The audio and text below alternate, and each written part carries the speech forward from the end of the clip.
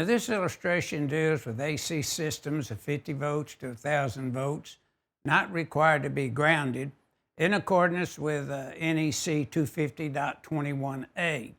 Now, we previously looked at 250.20a that dealt with systems of less than 50 volts that under certain conditions had to be grounded, and other conditions such system did not have to be grounded. And we looked at 250.20b where the transformer was grounded. Then the system had to be grounded under the conditions listed in 250.20b.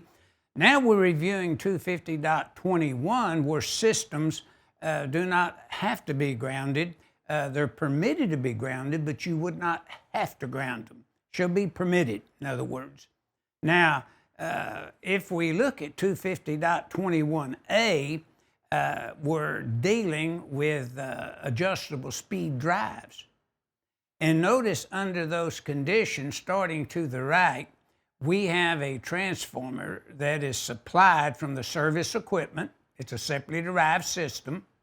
The secondary is run ungrounded, feeding an adjustable speed drive.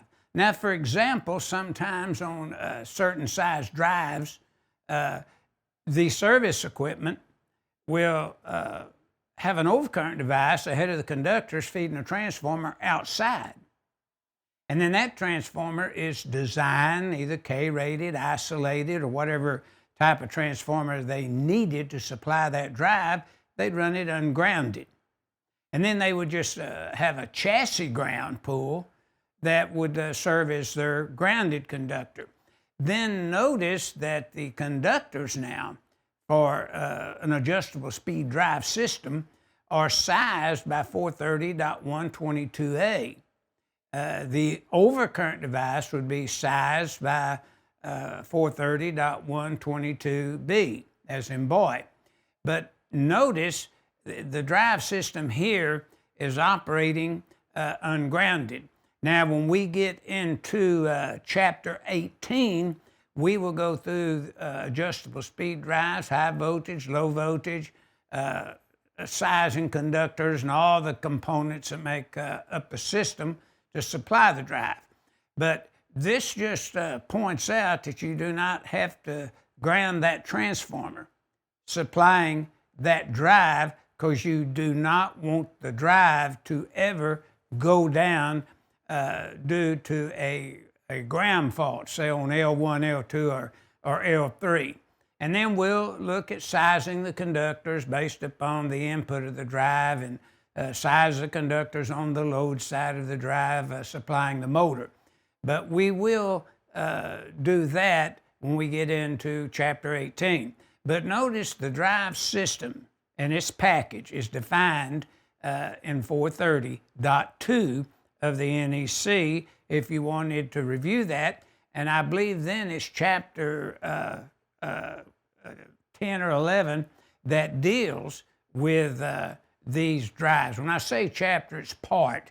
And I believe it's part 10 or 11 that deals with these drive systems. But the main thing, you're in 430.122, and in that series. So keep that in mind, and as we go through this, that this illustration, this figure 16-19, is illustrating that the drive would not have to be supplied by a grounded system in accordance with 250.21a of the NEC.